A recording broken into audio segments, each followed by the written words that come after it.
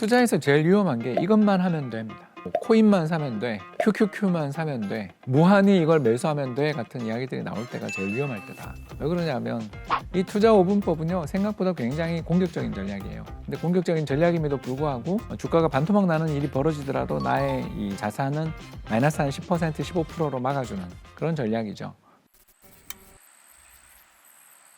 예, 안녕하세요. 다시 불러주셔서 감사합니다. 저는 32년째 경제분석 일하고 있는 프리즘 투자자문의 홍춘욱이라고 합니다. 반갑습니다. 8월 한미 정상회담 증시판도 바꿀까?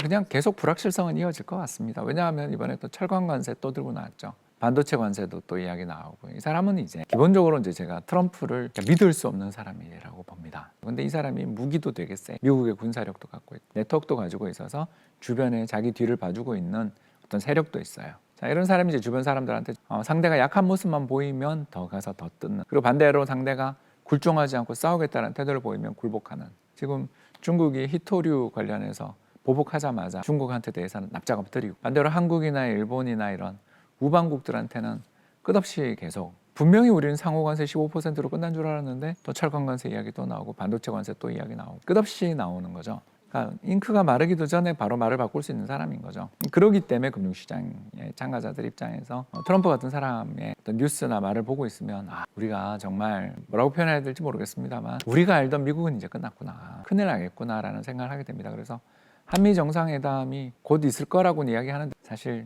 어떻게 될지 모르겠습니다만 아직도 남아있는 현안이 3개나 있거든요. 그래서 참 걱정스럽습니다. 그래서 첫 번째 현안은 우리 다 알고 있지만 쌀이랑 쇠고기 관련된 협상은 잘 끝난 걸로 알고 있습니다만 이거 언제든지 뒤엎어질 가능성이 있다라는 것들, 그리고 다른 요인들, 대표적인 게 사과 같은 그런 부분들은 이제 우리가 비관세 장벽을 갖고, 그러니까 해외에서 수입되는 사과에 어떤 병균이나 또는 벌레가 있을지 모르니까 이거 통과를 엄격하게 하겠어요, 이래버리면 썩어버리잖아요. 그런 식으로 약간의 비관세 장벽을 통해서 우리가 사과값이 금값이 됐었는데도 해외에서 수입을 안 한 나라거든요. 이런 것들에 대한 비관세 장벽들에 대해서, 또 구글 지도 이런 거, 우리나라에서 여행 다니면서 구글 맵 쓰면 잘 안 되는데 해외만 나가면 구글 맵 없이는 여행 못 다니잖아요. 이런 식으로 우리가 우리 국내 기업들이나 농가들을 보호하기 위해서 엄청나게 많은 비관세 장벽들을 해놨는데 이게 과연 지난번 15% 관세에서 퉁 치고 다 끝났는지, 아니면 그때 다시 추가 논의하자라고 할지 지금은 달라라고 할지를 모르죠. 정상회담에서 주목할 이 사안? 두 번째 문제가 더 걱정인데, 달러에 대한 원화 환율이 1,400원 근처에 있잖아요. 근데 미국이 지금 주변국들한테 달러 약세를 요구하고 자국 통화의 가치를 떨어뜨리기 위한 정책들을 펼치고 있죠. 근데 우리나라만 지금 환율이 1,400원 근처에 있잖아요. 그렇다면 트럼프 입장에서 한국의 환율을 보면서 기분이 좋을까요? 나쁠까요? 당연히 안 좋겠죠. 그러면 이 사람이 어떤 짓을 할까? 몰라요. 모르죠, 그죠? 그러니까 어떤 보복을 할지 모릅니다. 그래서 거기서 우리가 약속을 잘 해야 돼요. 노력하겠다 정도로 해야지, 조정하겠다라는 말을 했거나 그러면 그건 큰일 날 수가 있는 게, 외환시장은 우리나라 정부 따위거든요. 사실은 하루에 거래되는 전 세계 외환 거래량이 8조 달러에서 7조 달러 정도 됩니다. 우리나라 1년 GDP가 2조 달러가 안 돼요. 근데 하루 화폐 거래량이 8조 달러거든요. 그러니까 정부의 의지만으로 되는 세상이 아니잖아요, 외환시장은. 그러니까 미국 달러가 다른 나라에 대해서 약세인데 우리나라에서만 환율이 상승하고 우리나라에서는 달러가 강세잖아요. 이제 그거에는 이유가 있겠죠. 미국보다 우리나라 성장률이 낮아서 우리나라에 있던 돈들이 해외로 나갔기 때문에 사실은 환율이 상승한 건데, 트럼프가 그런 말이 통하는 사람이 아니잖아요. 이 양반이 이제 환율 목표를 분명히 이야기할 텐데 그런 거 들어주면 큰일 나거든요. 왜냐하면 이게 성냥이 때가 몰려와가지고 나라 다 뜯어먹습니다. 그래서 외환시장의 환율의 방향성에 대한 어떤 정확한 의사 이런 거는 미국이나 밝힐 수 있는 거지, 우리나라 같은 약소국들은 절대 밝히면 안 되는데 잘하겠죠. 저보다 똑똑하신 분들이 협상단으로 가니까. 그러나 일단 걱정은 좀 남아있다. 마지막 세 번째가 방위비 협상 문제가, 트럼프는 일단 100억 불을 불렀잖아요. 그럼 우리 돈 14조에서 15조인데 얼마나 증액을 더 해줘야 될 것인가, 그리고 미국산 무기도 분명히 산다고 우리가 약속했을 텐데 뭘 어떻게 살 것인가에 대해서 구체적인 협상 명세서들을 봐야 되겠죠. 이런 것들이 우리를 다 걱정스럽게 하는 거죠. 그래서 일본만 하더라도 분명히 상호관세 15%로 끝났는데 아니야, 그 전에 있었던 관세까지 해서 18%야 그랬다가 난리가 나고 나라가 한번 뒤집혀진 다음에 장관급들이 급히 미국 달려가서 수정하고 봤죠. 본 것처럼 상대는 정상인이 아니에요. 근데 저 사람 앞으로 3년 7개월 남은 동안 계속 저럴 거다, 저건 상수다, 이렇게 보셔야 되고요. 요동치는 정세 속 증시 상황은?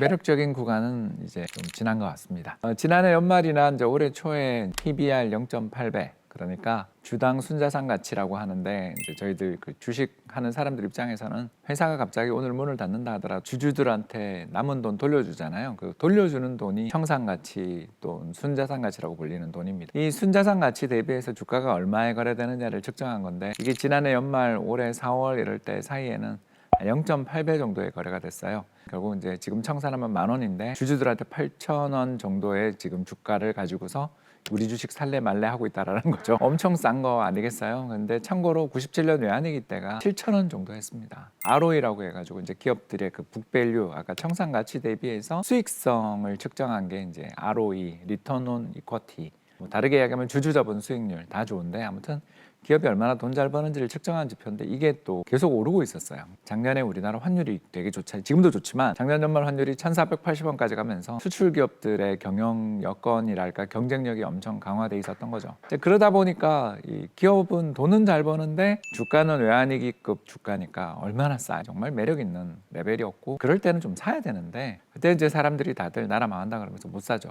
그러다 이제 지금은 또 3,200 근처에 오니까 1.1배가 됐네요. 그래서 이게 청산 가치가 10,000원이면 11,000원에 거래가 되는데 우리가 이제 외환위기 이후에 평균적으로 보면 한 1.1, 1.2에서 거래가 됐어요. 그러니까 이제 싸지는 않은 거죠. 팍 꺾인 ROE 살려낼 방법은? 거기다 이제 두 번째 걱정거리가 뭐냐면 쫙 올라오던 ROE 기업들의 이제 수익성이 최근에 이제 정체 상태 내지는 좀 꺾인 징후가 보이고 있죠. 왜 이런 일이 벌어졌냐 그러면 이제 환율도 좀 내려가고 또 더 나가서 관세 전쟁 막 이런 것 때문에 수출 기업들의 수익성에 대한 우려도 좀 있고 그러다 보니까 이제 이렇게 쫙 올라가다가 약간 이렇게 꺾이고 있는 중입니다. 이제 이걸 돌파를 하려면 이제 두 가지 방법밖에 없는데 하나는 해외 여건이 좋아지던가 아니면 이제 1.1, 1.2가 평균이라는 게 말이 돼? 선진국 평균이 1.8인데 선진국 평균으로 가자 이렇게 가는 이걸 밸류업 또는 레이팅이라고 부르는데 이제 이 둘 중에 하나가 벌어지거나 근데 일단 그 둘 다 지금 좀 어려운 상황이다 보니 시장이 야 아니야 5,000원 갈 수 있어 선진국처럼 PBR 1.8배 가면 5,000도 그냥 눈앞이야 이렇게 얘기하시는 분들도 계시지만 저같이 삐딱한 사람들은 야 그게 그렇게 쉽게 되겠어? 지금 벌써 뭐 대주주 양도세 요건이라든가 뭐 배당 분리과세 이야기 나오는 거 보면 내년 세법 개정안 보니까 이거 아닌데 이렇게 이야기하는 사람도 있는 거죠. 그래서 사람들이 의견이 엇갈리는 중이고 더 나가서 미국도 봤더니 막 여러 가지 일을 하는 것 같은데 이게 뭐 돌아가는 건 제대로 되는 건 별로 없어 보이는 그런 상황이다 보니 금융시장 참가자들이 오늘 좋았다 다음 날은 나빴다 일희일비하는 재미없는 시장이 펼쳐지고 있다 이렇게 볼 수 있겠습니다.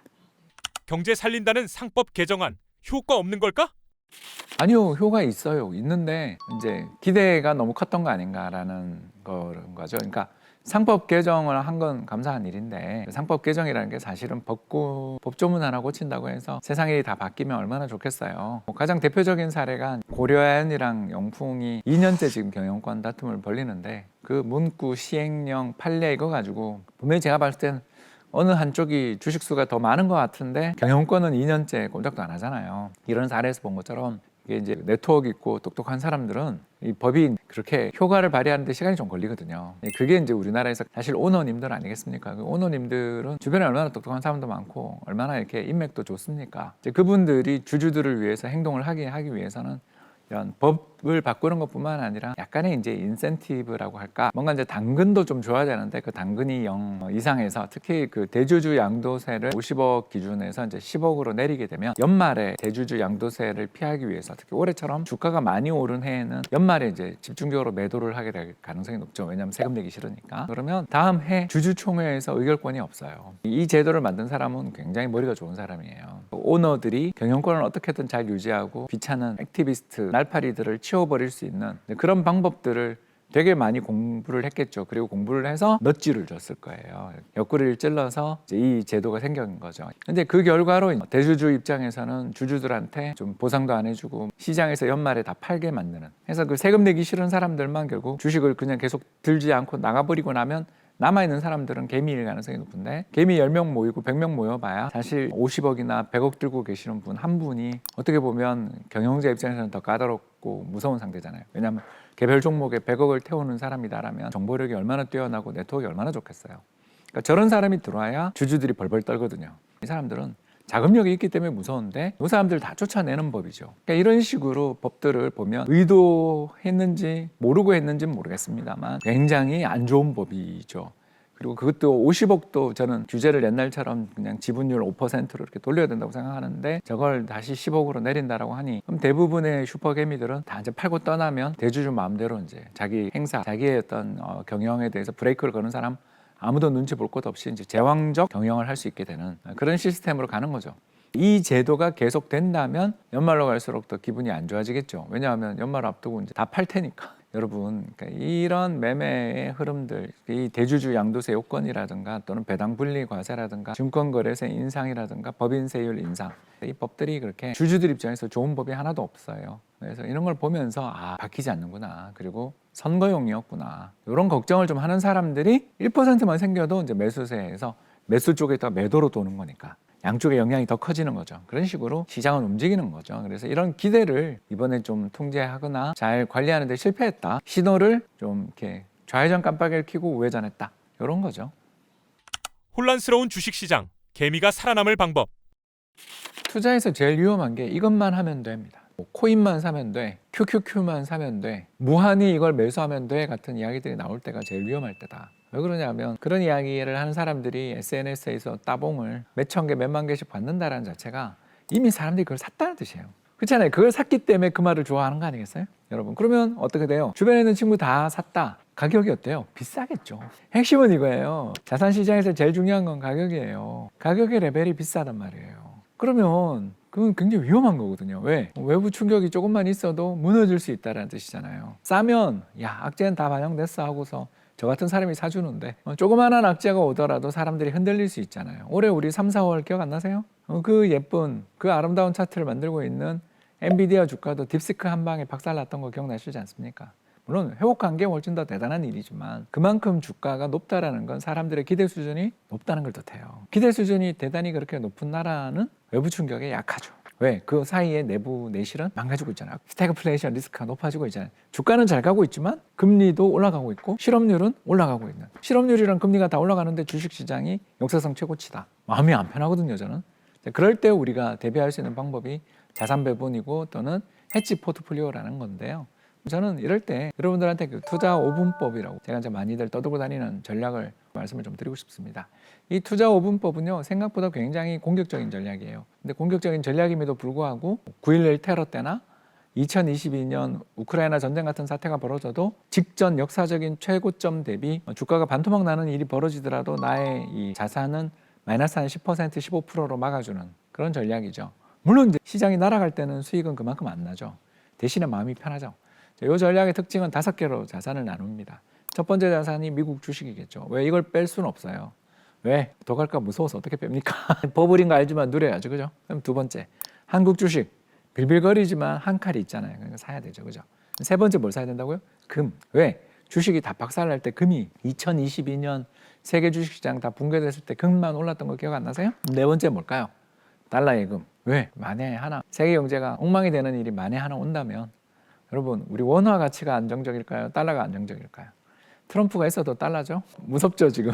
방금 이야기 들으면서 되게 무섭죠. 그죠? 네, 그리고 이제 마지막이 한국 채권. 한국의 채권이라는 건 그냥 국채 10년 선물이라는 ETF를 사면 되겠습니다. 그 5개의 상품으로 나눠 놓으면 수익률이 연환산 복리 수익률이 얼마 정도 나오냐면 지난 25년 동안 연환산 대략 한 7에서 8% 나옵니다. 엄청나죠. 애게 그러시는 분들이 있다면 이 방송 안 들으시면 되고요. 괜찮습니다. 저랑 다른 길을 가시는 분들이고요.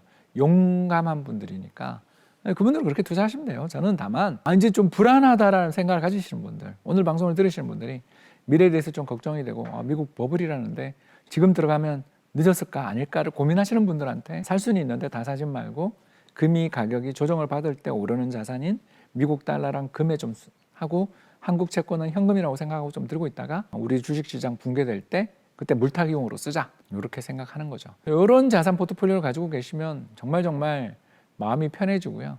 자, 여기서 이제 또 능력 되시는 분은 투자 6분법 하나만 더 추가하자면 미국 리츠를 사면 미국 리츠는 우리나라에 있는 건 사면 안 되고요. 우리나라에 상장된 미국 리츠 상품은 대부분 환해지 상품이어서 미국에 상장되어 있는 리츠 상품을 사시는 게 좋습니다. VNQ라는 걸 사면 되겠고요. V라는 이름에서 알 수 있지만 세계 최대의 펀드 회사인 뱅가드가 운영하는 리츠 상품입니다. 배당주로도 되게 유명한 상품이니까 대충 지금 배당 수익률이 어제 제가 체크해 보니까 한 4% 나오더라고요. 그래서 어마어마하게 수익률도 좋고 안정적인 상품이니까 그것까지 하면 이렇게 6개가 되겠죠. 그럼 어떻게 하면 되겠어요? 자, 3분의 1 미국 주식, 3분의 1 미국 달러 현금, 예금, 3분의 1 미국 리츠 이렇게 사서 해외 자산 반을 하시고 나머지 절반을 한국 주식, 채권, 금. 금은 한국에 상장되어 있는 KRX 금 현물이라는 상품을 사면 수수료가 제일 저렴하니까 추천드립니다. 끝나지 않는 고민. 비트코인은 사도 될까? 미국 주식을 아까 좀 겁나잖아요. 우리 아까 이제 절반을 나눠서 미국 달러를 절반으로 투자를 하면서 3분의 1 미국 주식, 미국형 달러 현금, 리츠 사라 그랬잖아요. 근데 비트코인을 사면 미국 주식을 안 사도 돼요. 왜냐하면 비트코인이 미국 주식이 1% 오를 때 비트코인이 10% 오르고 미국 주식이 1% 빠질 때 비트코인이 10% 빠지거든요. 그러니 미국 주식을 안 사고 비트코인 1%만 넣어도 미국 주식 10% 가진 효과를 누릴 수 있어요. 그런 식으로 투자를 하시면 되죠. 그러니까 최대 5% 이상은 사면 안 되겠죠.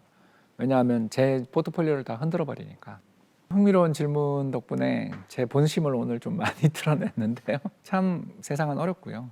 이것만 알면 돼, 뭐 이것만 하면 돼 이러면 이게 되게 후킹돼요. 그러나 세상 일이 그렇지 않더라고요.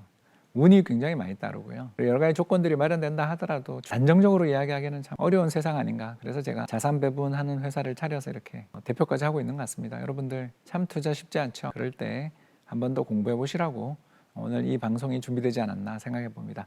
지금까지 경청해 주셔서 대단히 감사합니다. 영상이 유익하셨다면 KNN 스피치 구독, 좋아요, 알림 설정 부탁드립니다.